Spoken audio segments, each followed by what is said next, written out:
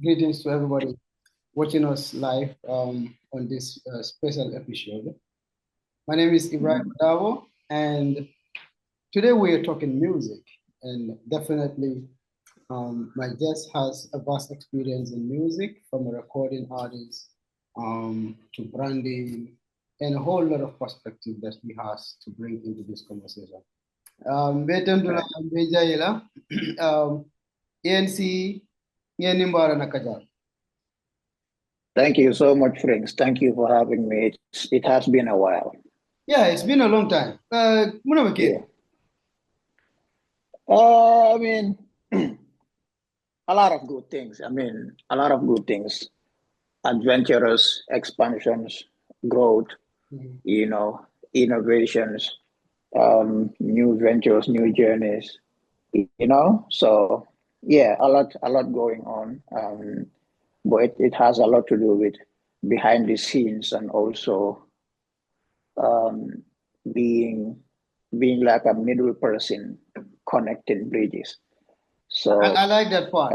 Being a middle person connecting bridges. I definitely like that part. And I think we're going to talk about that later in our conversation. But you go adventures, so tell us, how is Europe with you? So you exploring as much as you can, especially in terms of music. Yeah. So, if it comes to shows wise, I've been across almost entire Europe. Yeah. And I must say gratitude is I must acknowledge all the people that have been involved in that, from promoters to fans, and other people that like to be behind the scenes and making things work. So it has been a big stage of growth, and but when you talk about the Europe aspect of it, it has been really good for me, like amazing for me. Like I really have to thank God. If you consider the level of consistency we've been putting in, that has led me to a part where I haven't put out new music for at least over 3 years, but I'm still able to tour the whole Europe. And sometimes I myself get to ask myself, well, how? Because this generation, if you don't put out new music, constantly, you will pretty much nowhere to be seen. And I'm definitely going to pick up from that. What kept you away from recording for this long? I actually, for now, for me to put out new music, I don't need to record because I have a lot I'm sitting on. Okay. So I actually can put out music anytime. I have albums that I can put out anytime. You have a very rich archive, a very big archive, you could say. Big one. Yeah. An archive that I can choose to put out as an artist. An archive I can be able to put out as an executive producer. An archive that I can put out as a songwriter. I can, if I like, or if I wish, I can take those songs, give it to an artist to build his catalog, and he's gonna sing them over again and put them out. If I'm not interested in putting out new music, That will definitely come also in some part of our discussion as we continue. But then, looking back at Gambian music, what is your perspective about the industry right now? A lot of highlights, a lot of highlight moments that I'm really proud of. I always like to picture this contrast from where we came from and to where it is now. Someone just have to say, bravo to all the stakeholders. It has been a rapid growth, even though growth never comes with comfort. Growth always comes with pressure. Growth always comes with a lot of twist and a lot of fine tuning. But eventually, the ultimate goal is to see growth happen, and that has really, really happened over the years. I would pay reference to this, and you would understand where I'm trying to come from. If you look at our generation, when we were coming in, right, about from the past 18 to 20 years, there was a time where the music industry took a hold. Yeah. The generations were not connecting. Sure. That has really been something that disturbed the Gambian music industry for a long time. Like, take example from who were the musicians that were doing music before the born Africans, Yeah. before the fugitives and the maslabis. Yeah. Those musicians had a gap in between them and the born Africans. Yeah. The bridge was not there. Yeah. Something had to actually totally fade away for the born Africans and the rest to start again. Sure. Slightly after the born Africans, you have the Jaibis, the Singates, the Olugandas. Yeah. The rebellions. Yeah. The rebellions. Yeah. Between them and our generation, there was a gap as well. Yeah.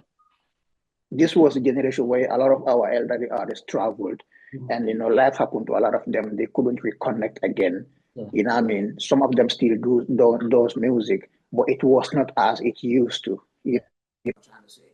So I mean, this generational gap, something that had a lot of effect on the music. Our generation, we are able to stay alive and connect with the gizzles and the attacks.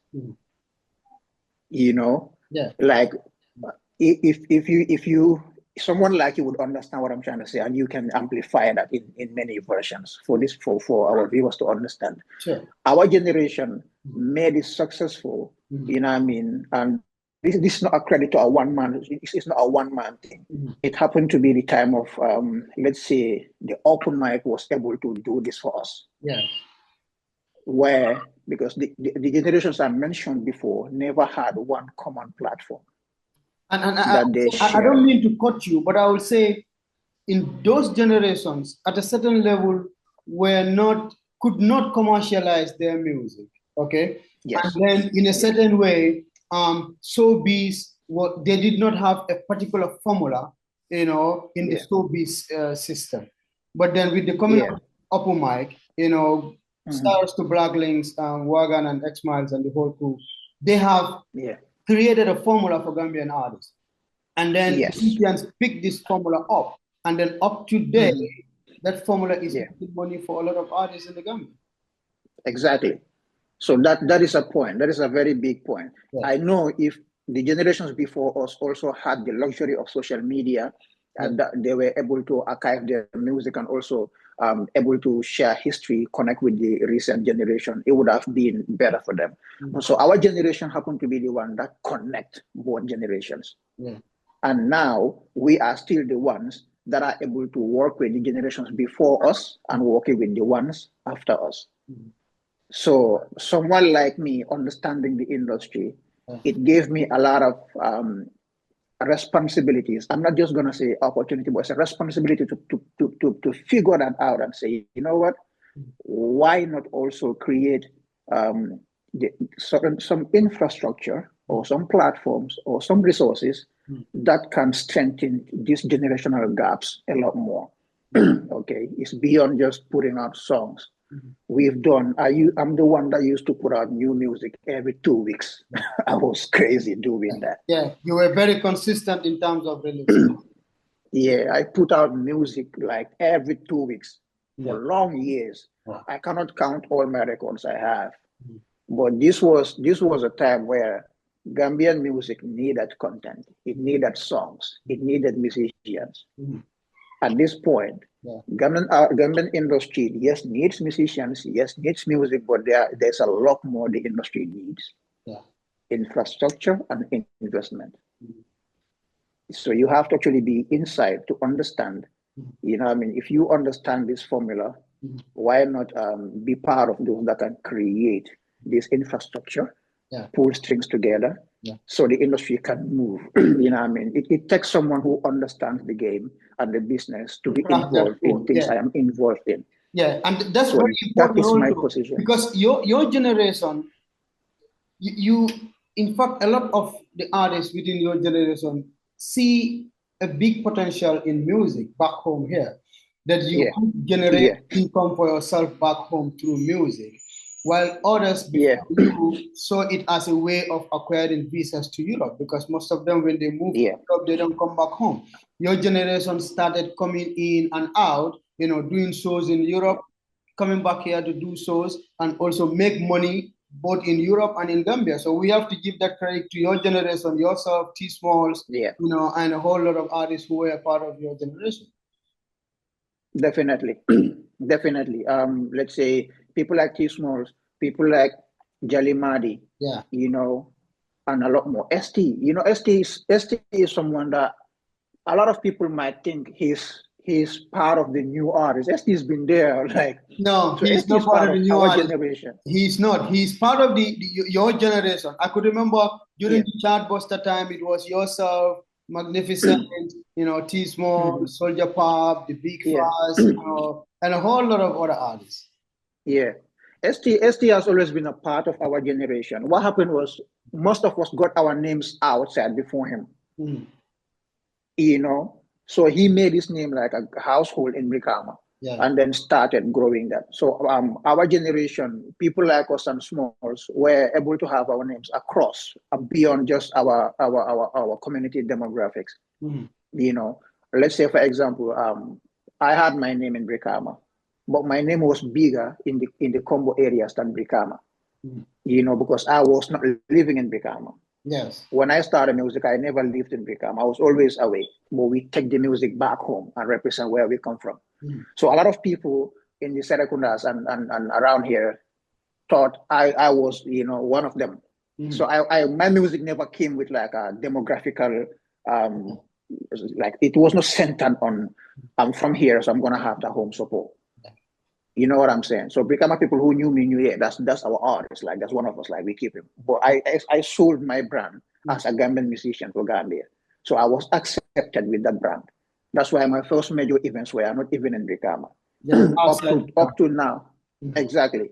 Up to now, my biggest events are always outside Brikama. Yeah. It was recent times that I had my big concerts in Box Bar, but I am the one that opened Alliance Franco of our generation And it's important with the backstage show. we talk about Alliance Francaise because back then it has to Mhm. be Alliance Francaise or nowhere. And your generation, it's Oh, the nowhere. generation that brings that Yes, into Gambia music.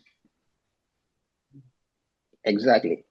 So that's why people like Smalls, Manding Mori, Yeah. And Badibunka, they yeah. played a very big. I remember my first event in Alliance Franco. Mhm. It was amazing, bro. And all these artists I mentioned came to support from the Gibu Balagay, Psycho, Manding, Badibunka, ST, and the list goes on. You cannot name all, I remember right? when Buddy Mungo Man, was coming people, up, I remember he came up like a dancehall artist. Okay, this is a real yes, warrior out of Kanifing, a real Buddy Mungo. Me no fear them. I hear it called we people. I don't said, fear who them. is that one? Yeah, He you know, was called he yeah, was called Warrior B. warrior, He correct. was called Warrior B. Warrior, Yeah, he was called Warrior B. warrior You B. know what I Yes, mean? you But know, but you can see there's a lot of history to it. And yeah, I'm glad people like you are still here to actually communicate and actually connect the bridges. Because let's say if you see that Warrior B type of style, yeah, yeah, let's give big props to people like Jalex. mhm, Jalex normalized yeah, using local language in reggae dancehall. yeah, yeah, yeah, He brought that formula. He, he, definitely, he made it look normal yeah, that a reggae song yeah. can be typical Mandinka Yeah, yeah, definitely. That SARS to Jalex when and it comes to dialect. no He way he goes. normalized that. Yeah, Yeah. I would actually urge all media personalities. It doesn't matter big or small platform.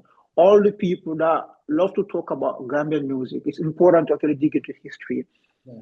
and check. How did this start? Mhm. Because history is what takes you to your promised land. What I mean, or your Yeah. land of And, and, and manifestation. and with that, we have So to for pay the homage to the late MJ of Bulldog Studio, yeah, having the Smiling Coast rhythm, but also bringing artists from Bukama together on the Timpoli rhythm. That was great. I listened to Seasonal Footy, listened to Abraham Kalonji, One Strike Bullet on those rhythms, and I'm like, Gambia got talent. Bro, if someone could just one day take the time and say, I want to do a documentary Yeah. about local talent from Brikama, Bakau, Pipeline, and just the whole documentary, Yeah.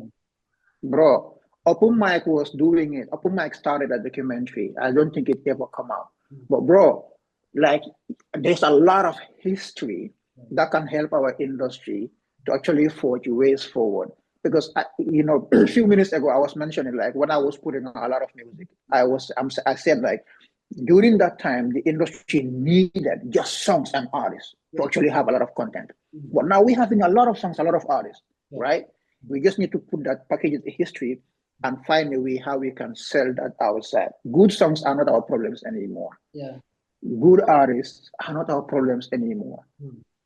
But people with understanding of the industry, people with that financial muscle that to push the industry overboard. Like when we come to Europe here, bro, we've played across the whole Europe, Yeah. right?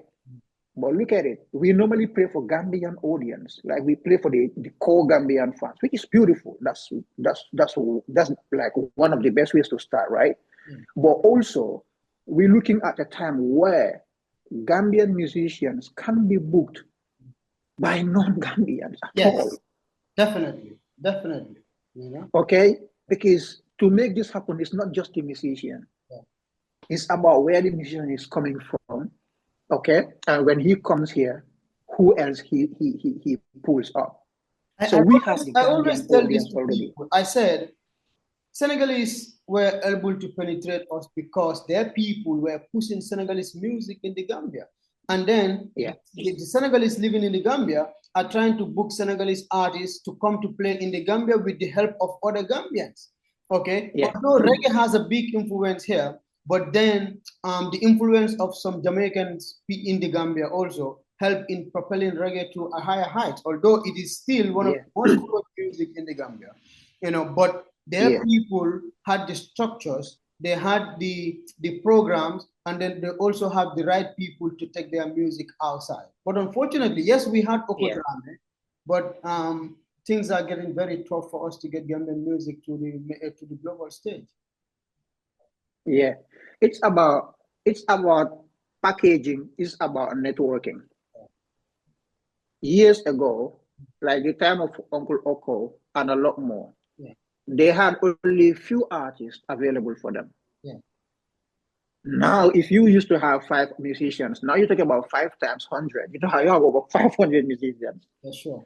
Today you can have 10 hit songs from the Gambia every month Yes, that are global standard. yes, Let's look at the industry yeah, as a big project. yeah, Forget about which artist or which producer, which demographics, Fala Jugi, Abutamuntolo, or whatever.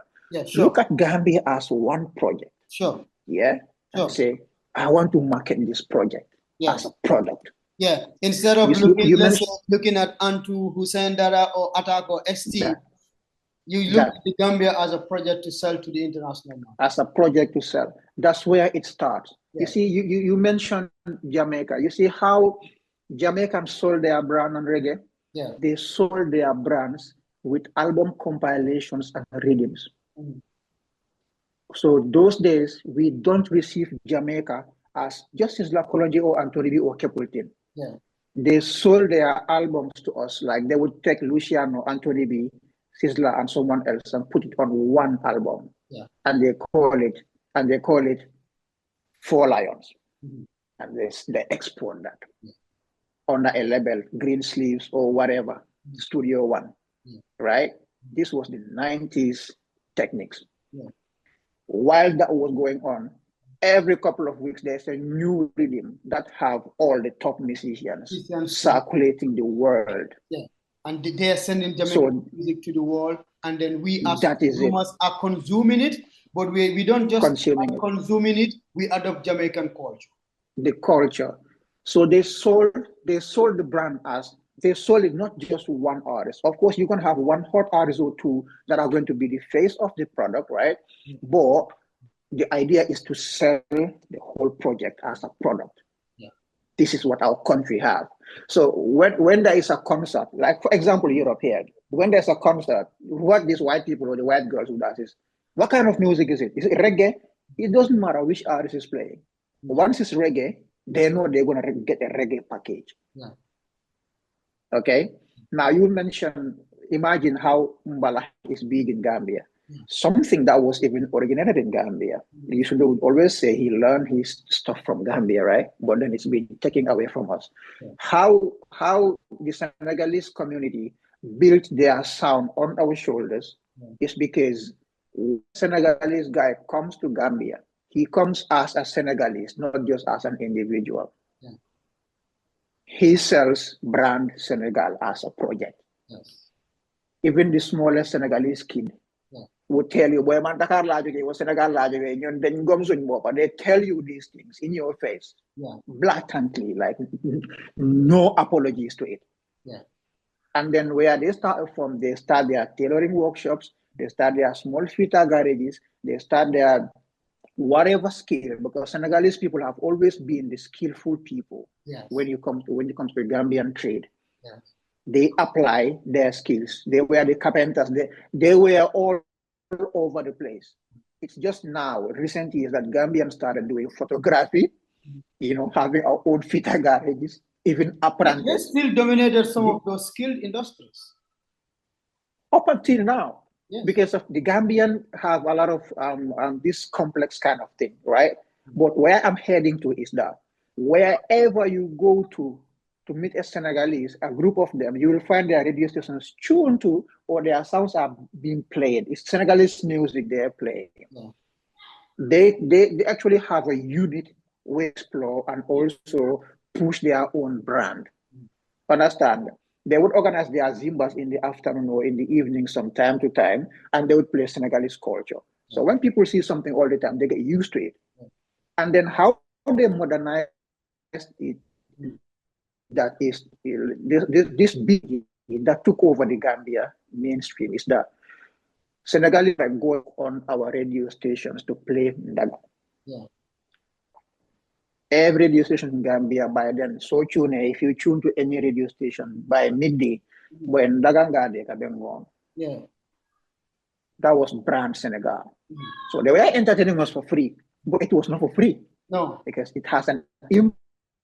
That's why still now, Wali Seka is bigger than any musician in Gambia. Yusundur is bigger than any musician in Gambia, inside Gambia. Because there has been something radio, that it's not Wali's work. Also with radio, we have to pay homage to people like Haruna Drame, pay homage to people like Sol So, that were, media moguls, but also have a lot of interest in Gambian music, and were able to start some structures that enhance music development in the country. I remember you in fact on radio, and that was something amazing to push Gambian music out. Yeah. Yep. I mean, if anything I'm saying here, you can pay reference to it with my track record as an artist and as a music industrial minded person. Yeah.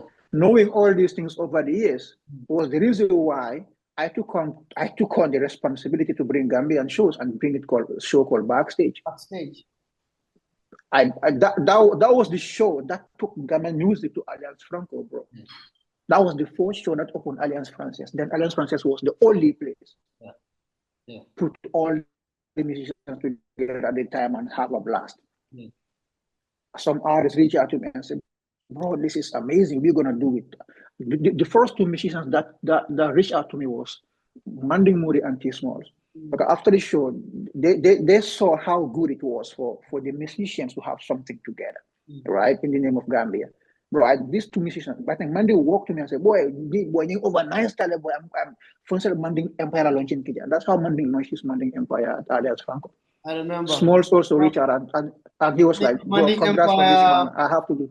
Smalls last show was great, and even later to Senior Music and stuff, it was all good vibes, Exactly. So all of those things, today we can talk about selling QCT and GCCI. Yeah. Now, what is next after GCCI and QCT? That's where we are as an industry. Getting the music outside so Gambians can pack the news outside. I was having a conversation with some other people. I said, at this stage, The problem we have is we don't crack the code yet to get our music to the outside world. Because even if you see Yeah, when artists move to Europe, they play for Gambian communities.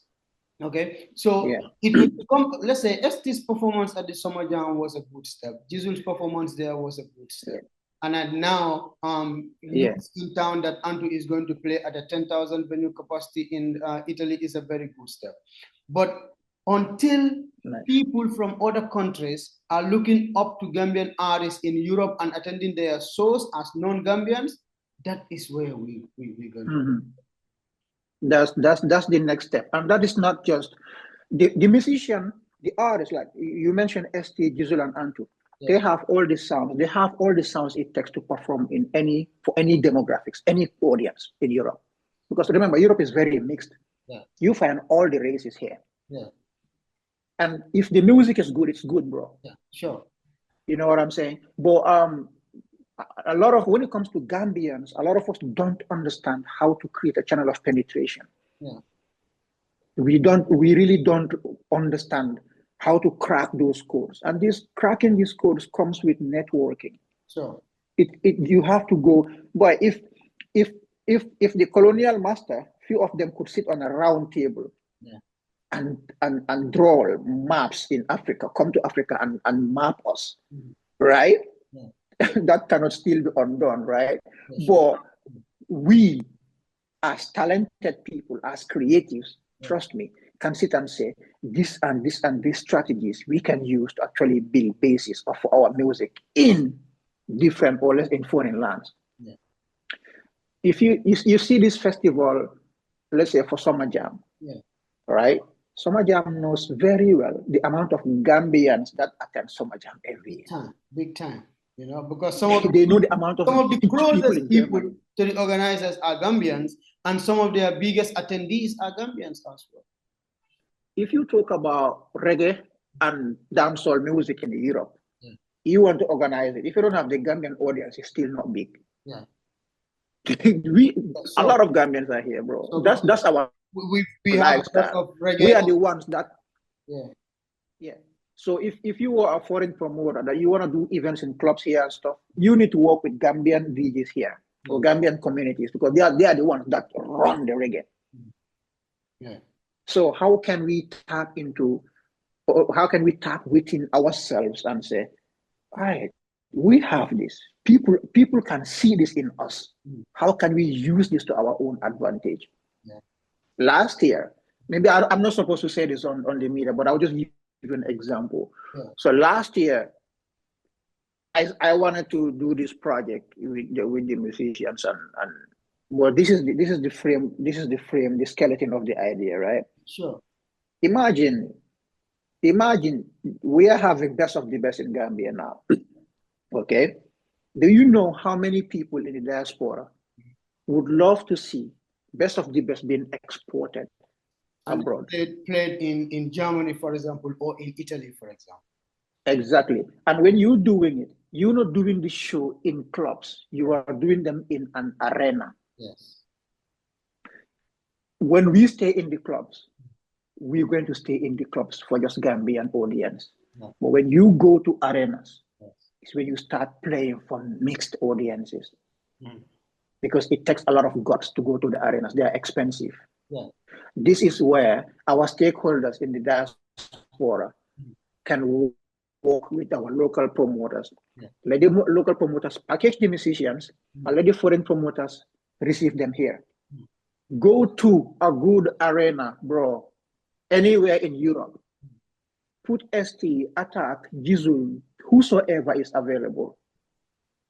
Brand up to 10 musicians. You see, that's the package, that's the brand Gambia. And sell it. That show is going to sell and it's going to work. That's a very good interest. Because that's going. Those promoters watching us make this happen. This is something Gambia music need to move forward. So these are the things someone like me is up to. Yeah. What else are we going to do? Are we going to just stay at our venues and stay in our comfort zones? If we want to export the music, these are the conversations. I like this is that. Where definitely like that. We're running out of time, but we have 9 minutes to go. But you equally understand the importance of branding, and at some point got into branding.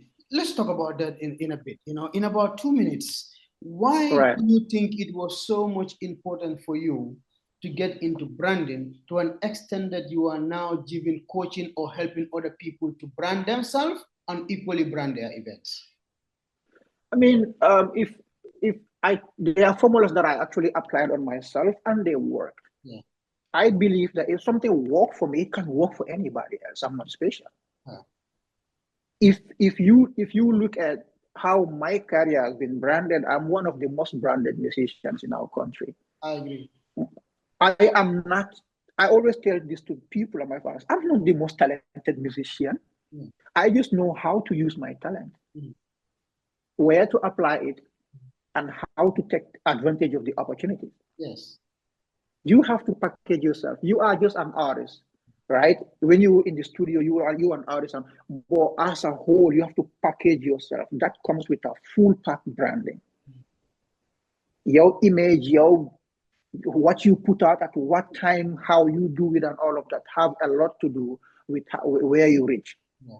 What you sell is what people receive. No Yeah. matter how good you are the one that knows how good you are, and there are few people around you. Mm. Well, how can I make someone in America and Spain and somewhere else understand how good I am with the way I know and the people know? They One of only my can see one of my by, good quotes, a business advisor will always tell me, friends, your brand is always the experience you create for people. Okay. When you yes, create a positive experience for people, people will always remember that as your brand. But if you yeah, don't care, yeah, people will equally also remember that as a brand. So ENC understands this yes, and will put it all into perspective and help people to say, your ear is not only listening to my music, I want your eye to feel my music, and I want you to feel my music anywhere around yeah.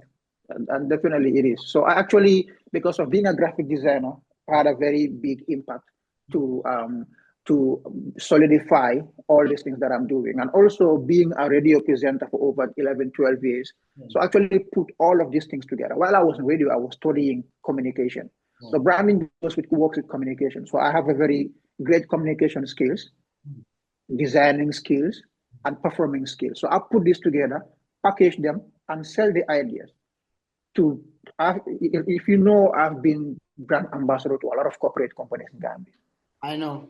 I know. the biggest bank in the country. Like I've been brand ambassador for GT Bank, for Yeah. Africa, for Banjul. Let the list go on. And you, The in fact, only doing reggae branding dancehall for musician football teams. for football team. So because of I've been involved with the corporate with my skill set, Mm. I know I'm always this person that can bridge the connections, close the gaps, Mm. create the link in between both sides. So Yeah. I've explored into those sides, and I'm not limiting it only me. I want to see my fellow artists get into those things. I want to see football teams package themselves very well. You Yeah. know what I mean? And I'm able to create a big impact with a team like BST Galaxy over the years. That is the most branded football team, if I, not the I've, whole I've, I've Africa, not seen it, just Gambia. So talking about branding, you're doing this good job for artists, for yourself, for events, for corporate institutions.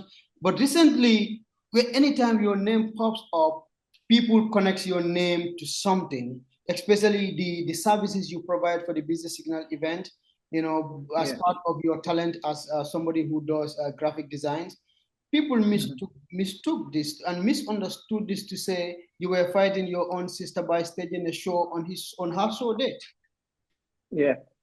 I know, right? When I saw some of those, I got so surprised. But I mean, as I mentioned earlier, Yeah, I'm a guy that understands a lot about communication. But yeah, when people are misinformed, they don't communicate well. yeah, So the people that were talking about that were misinformed, yeah, so they couldn't communicate in the right way. So they didn't know. A lot of those don't even know that I have a whole graphic design company yeah, yeah. that I've been doing this for over 10 years. Mm. A lot of them don't know some of their biggest favorite events. I Mm. am the one that actually brand them. I'm the branding manager of those events. Yeah, and a lot of them do not know that you and your team works on digital ticketing for shows in the Gambia. Exactly. Bro, that's gonna be another topic. We should have a part two of this. Why We I will. was telling Definitely, we'll have a part two, and then we'll bring in all those components into this conversation. because those are so important. I'm an artist and I understand how important it is for musicians to actually yield the benefit of their craft. Yeah. And also securing their monies. Mhm. That's why we ventured into digital ticketing, bro. There's a lot of services that we're providing for the creative sector. And because of we understand the things that are involved, and we understand the need for all these things to exist in our country. But dañ daan toog nga foko boy Gambia fana ndeka you fancy fana sorol say boy Gambia fana ndeka den bo a lot of Gambians only think someone have to come all the way from China or India and bring that to you.